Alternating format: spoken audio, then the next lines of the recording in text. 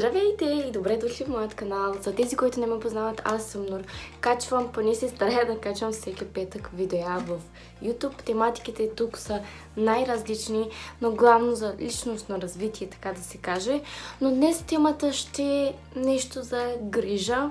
Въпреки че грижата за кожата, грим, мода, такива неща качвам в Instagram главно, а забавни видеа и рецепти в TikTok, така че ако се интересувате, може да ме следвате и от другите социални мрежи. Така, защо реших да снимам в YouTube подобно видео? Защото Instagram е платформа, в която не мога да обясня подробно.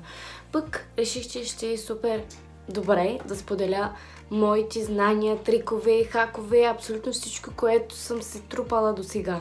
Надявам се светлината да е добре. Не е много добре всъщност, но от няколко дена е супер мрачно времето и просто не исках времето да спре да снимам видео и използвам само изкуствена светлина, то се личи, предполагам, и поради тази причина положението е такова. Грижата за кожата. Значи аз от много години се занимавам с грим, просто не съм професионалист, но обичах да се гримирам. Това може би от 12 клас. Да, при това изобщо мразех да се гримирам, но много се запалих, като бях в 12 клас, да се гримирам. Опа! Нали знаете, много по-добре на чисто лице си стои грима. Много ясно. И поради тази причина, за да изглежда грима чудесен, първата стъпка е да се грижим за нашата кожа, нали? И поради тази причина аз се запалях и за грижата за кожата. И освен това, работата ми, аз качвах клипчета в Instagram и в последствие започнаха марките да се свържат с мен, аз също с тях. И след това започнах да работя като цяло като инфлуенсър и поради тази причина също работата ми е да тествам нови продукти. Това, за което се радвах, защото аз обичах да тествам нови продукти и да намеря, нали, правилните за моята кожа. Така, сега какво ще ви разкажа? Нарочно съм без грим, защото напоследък мисията ми е да ви покажа всичко, което е както трябва, натурално. Даже след видеята ми в YouTube получавам много хубави съобщения в Instagram от вас, че качвам това, което, нали, както си е. Не показвам естетиката от всякъде. Просто какъвто ми е живота, това ви го показвам в YouTube, така и в Instagram, само че заради работата ми, постовете в Instagram съм главно с грим, нали? Така. След като се запалих грима, автоматично се запалих и за грижата. Аз ще съборя днеска нещо тук. И за грижата за кожата. Нямаше как просто. На сухата кожа фондютена е на парчета. Мазната кожа, примерно, има пори. Тези пори, дори с фондютен, те се виждат. Другата ми мисия за годината е да намаля захарта. Миналата година това беше. Да. Като започнах да се грижа за моето лице, аз имах проблеми, а освен това толкова много грешки допусках, че не може да бъде. Да. Първото нещо искам да ви кажа. Ще започнем от това и за това искам да ви кажа. Вярвайте в клишетата. Примерно ще отивате в някакво събитие и трябва да си облечете нещо, но в този момент нямате си никаква идея, нямате нищо в гардероба си. Нещо черно и черни токове, като си облечете, никога няма да грешите. След години, като си гледате тази снимка, добре, класическо си, нали, окей си изглеждам. Но, ако примерно да кажем имам нещо лилаво и гледам да го съчетавам и в същия момент нямам правилните части облекла. И какво се случва след години, като гледам, това малко не съм успяла да съчетавам. По същия начин, винаги вярвайте в клишетата. Значи, постоянно, когато отварям едно видео, аз само гледах английски клипчета преди, когато се занимавах с грижа за кожата, така запалено. Занимавах се и искам да кажа, че събирах информация, за да може да почна от някъде. Така, сега ще си сложа пачове за под очите от марката Benton. Корейска марка е, страхотна марка е, работила съм вече няколко пъти с тях. Много им харесвам продуктите. Това също е от тях, това е с охлюв. С екстракт от охлюв, пачове за под очите. Така. Значи, постоянно най-важните неща ми се говориха в клипчетата, които са за грижа, че трябва да почистваме много добре и да хидратираме. Знаете ли аз какво си казах? Ама аз почиствам с двойно почистване и се хидратирам. Пак не ми е окей кожата, защото не съм ги правила правилно. Това е била моята грешка. После имах много хора, такива, бях в някакви групи, които си говорим и така нататък. Там имаше само хора от чужбина, от навсякъде по света. И с едно момиче, тя се занимаваше с инфлуенсърството. Така много хубаво изглеждаше грима. Нали, викам, може ли да ме пратиш без филтър? Пак е окей, нали, без филтър. Тя лицето изглежда супер добре, този фондютен. И попитах на нея какво правиш като основа. И тя ми обясни, че си нанася серум с хиалуронова киселина. Да. В момента съм запалена. Абсолютно всеки ден използвам хиалуронова киселина. Първо, много е важно да си почистите лицето. Сега, като мен ще ми кажете, ще има хора, които ще кажат, наистина почиствам добре, даже двойно почистване. И аз почиствах добре, но това не е било достатъчно. Знаете ли защо? Защото измиващия продукт трябва хубаво да стане напияна в лицето, за да може да действа и да почиства в дълбочина. Както и измиване с шампуана. Първото измиване е за мърсотията, второто за да изчистим самия скалп. Нали? Вземам, ето така, си правя напияна, след това измивам си лицето за 60 секунди. Сега ще ми кажете, 60 секунди? Много лесно. Но като почнем да броим, наистина осъзнавам, че аз до сега не съм си измивала лицето за 60 секунди. Изглеждат малко, но наистина не са малко. Понякога през зимата, няма да ви излъжа, тук съм за да ви казвам истините, през зимата ми е студеничко и поради тази причина набързичко си го измивам. Но в момент, ако имате някакъв проблем, няма значение какъв проблем. Почистването е на първо място. Имаше едно момиче, тя е доста известна в Инстаграм, преди също беше. Бях и писала на нея на английски, как така, нали, как се бори с тези пори, няма никакви пори. Тя ми писа, че почиства добре. Единственото, което прави, че почиства добре. Да. Тоест, ако се борите с нещо, трябва 60 секунди да се почиства. Така, за почистването. Още. Ако съм с грим, тежък грим, почиствам с мицеларна вода, след това измивам с измиващ гел, с още един измиващ гел или за втори път със същия измиващ гел. Ако имате двуфазен измиващ гел, който леко са мазните, те почистват много по-добре. Нали, може да почистите първия път. Аз когато имам, така правя. Първо с мазното, след това в момента даже имам, трябва да тествам един между другото. Първо с мазния продукт, след това с другия. Ако съм с лек грим, мицеларна и едно почистване също. Трябва ви да си прецените дали е достатъчно. Ако трябва, двойно почистване си правите. Особено мазните кожи, трябва да си почистваме много повече. Така, следващото нещо клишенско е хидратацията. Да, аз си хидратирах също с кремчета. 2 пъти крем, 3 пъти крем даже си нанася. Диета не е само това, а да хидратираме в дълбочина. За хидратация при мен идва на помощ серум с хиалуронова киселина. Тъкмо ще си го ползвам. Всяка сутрин и вечер си ползвам серум с хиалуронова киселина. Вижте на къде ми е. Това ми е... Не знам коя опаковка, наистина не знам.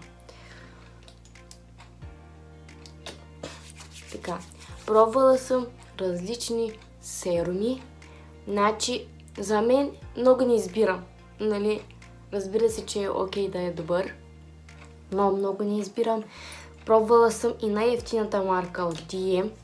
Най-евтината хиалуронова киселина съм си взимала. Също ми хареса. Единствено с хиалуронна киселина, която не ми хареса до сега, е от една марка Михи, хиалуронната киселина от каталожна марка е, и една хиалуронна киселина от Тиани. Не ми хареса. Другите са ми окей. Разбира се, че някои хиалуронни киселини са много по-добри от самото попиване и хидратация на кожата. Ви го разбирате. Така, освен това, само това не е достатъчно за хидратиране. Ако сте с суха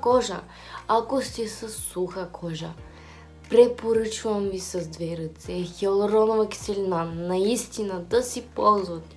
Наистина. След това си нанасяме, разбира се, крем.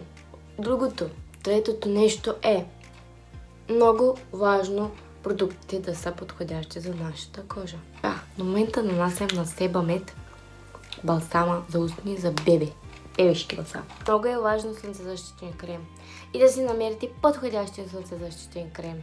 Може да стане на бели петна, може да се насъбира, да стои бяло.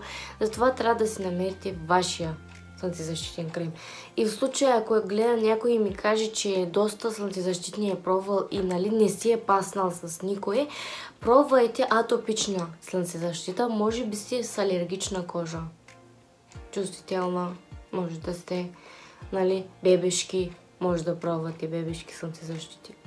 Така, имам видео в Instagram, който препоръчвам слънцезащитен крем, който препоръчвам хидратиращи кремове, от които съм доволна. Даже за най-различни типове кожа. Така, сега искам да кажа и моята кожа. Бях на дерматолог и имах проблем просто, някакъв определен проблем, имах обере. Тя ми каза, че моята кожа е мазна, атопична, чувствителна. Атопична, т.е. е алергична, т.е. много често кожата ми ще е супер суха. Т.е. аз трябва да ползвам продукти подходящи за суха кожа, въпреки че съм с мазна кожа, и продукти подходящи за мазна кожа.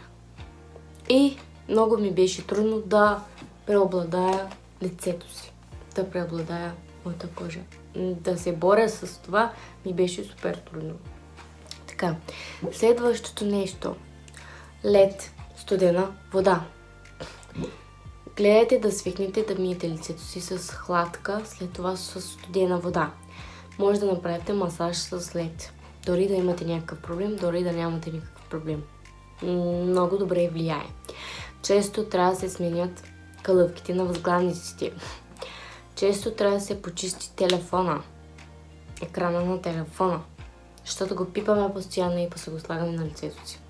След това да си проучвате за определените проблеми. Примерно, аз имах проблем с себум, черни точки и така нататък. Аз какво правя за черните точки, за себума? Веднъж на всеки 4 месеца, 3 месеца си правя почистване с вакуум машина.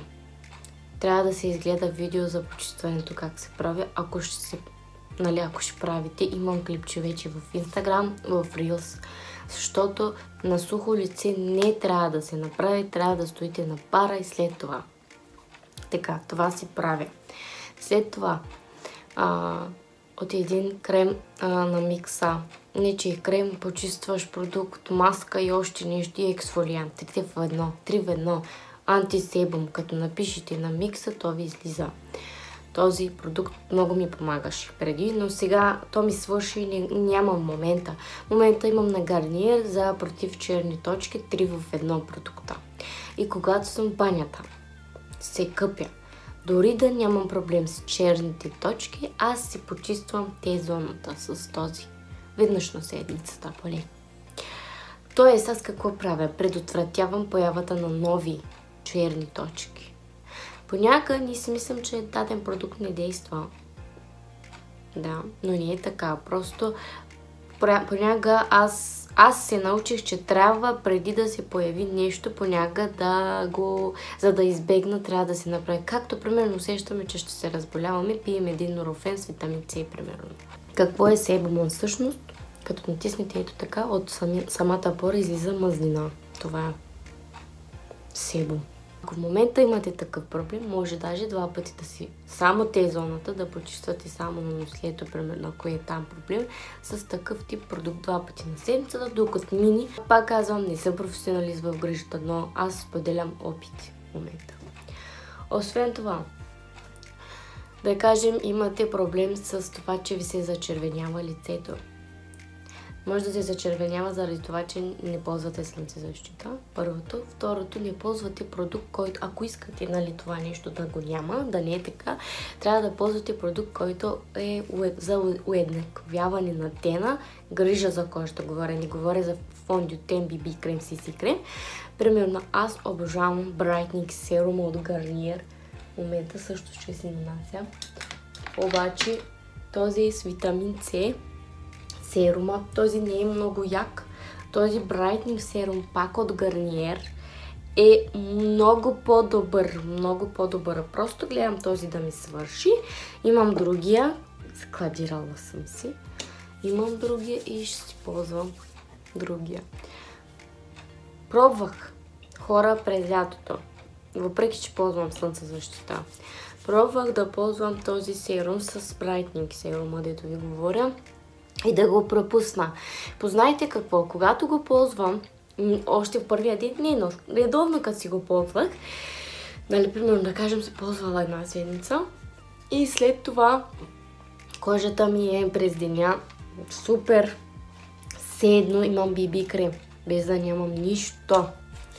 Но когато не го ползвам, не е така. Пробвах, буквално ви казвам, аз с месеци съм го пробвала вече. Това ми е втора опаковка. Освен това, за какво помага това? Белези, ако имате от пъпки, не знам си какво, нали, светлява ги и тях. Това е идеята също на продукта. Тоникът е много важен, когато се борите с някакъв проблем, за да може да действат другите продукти. Тоникът може да бъде вода от роза, вода от лавандула, вода от лайка. Харесвам водата от римска лайка много. Освен това може да е наистина тоник, закупен от магазина.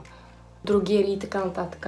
Преминавам, ще си ползвам слънцезащита, тъй като е зима. Нали, все още няма толкова много слънце. Аз ползвам слънцезащита с 30 фактора, който е също и хидратиращ крем от CeraVe. Това ми е като цяло през живота ми втора опаковка. Преди това също съм ползвала веднъж. И заради това си го избрах за втори път.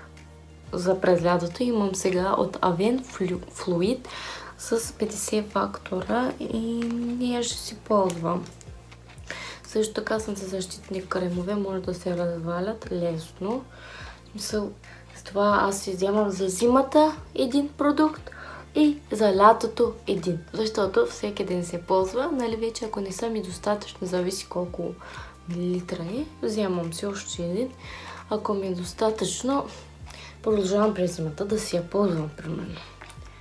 Ето този че за през зимата беше окей, почти на свършване. През лятото, ако вече времето е супер слънчево, пак ще си ползвам другия с 50 фактора, но този ще ползвам на ръцете, някъде ще си я намажа по кожата, нали. Нека да говорим като цяло за стъпките. За вечерна грижа, една примерна стъпка ще ви дам. Грим, мицеларна вода, почистване, още едно почистване, двойно почистване, пълна грижа се прави. След това използваме тоник, след това използваме серум, след това използваме крем. Ето, че ако се борите с нещо, може да си изберете такъв серум и такъв тоник. Примерно, римската лайка помагаше при мен за малки ситни пъпки. И много ми помогна, като тоник го ползвах. Съчетайте всички продукти спрямо това, с което се борите, много по-бързо ще се преборите с това нещо. И след това хидратиращ крем. Ако имате пъпки, някакъв проблем, преди хидратиращи може да нанесете и такъв. Примерно аз по време на цикъл ми се появяват пъпки. Ползвам този Effaclar La Roche Effaclar M+, новата серия M+. Ползвам този. И значи аз, тъй като съм с мазна кожа, понякога, нали, ми е достатъчно това. Тази хидратация ми е достатъчно. Не нанасям допълнително хидратиращ крем. Или дори да не нанеса нещо, леко си нанася. В момента, примерно, освен това ползвам на Клоран. Ето този. По принцип, тъй като, както казах, освен това съм и с суха кожа, особено през зимата. Такъв тип гелове, хидратиращи са много леки. На мен не ми действаха през зимата достатъчно, а тази е супер добра, доста добре хидратира, ми действа доста добре. Другият хидратиращ крем, който имам е ето този на La Roche Cicaplast B5+. Ползвам го като хидратиращ, но съвсем леко нанася, защото по принцип не се препоръчва за мазна кожа този продукт, но както казах, през зимата за мен е окей. Освен това, 2 пъти на седмицата може да си правите ексфолиране на лицето, може да си правите 2 пъти маска за лице. Аз обичам шит маските, дори най-обикновената шит маска хидратира. Нали, разбира се, че примерно на Гарниер са доста добри, на Миша също са добри. Нали, но на Гарниер повече ми харесват. Аз тези неща ги правя по време на душ. Когато се къпя, нанасям ексфолиант. Имам момента ексфолиант за блясък, за лице. Също така и този от Гарниер, който ви казах, за черни точки, за тези зоната или за цялото лице. Понякога си го използвам като ексфолиант. И за сега е това. Ако се сещам нещо ново, ще гледам да добавя към видеото или ще направя още едно видео такова. Надявам се да съм била полезна и да ви е било интересно. Целувам ви и чао! И не забравяйте да се абонирате за канала ми и да натиснете камбанката.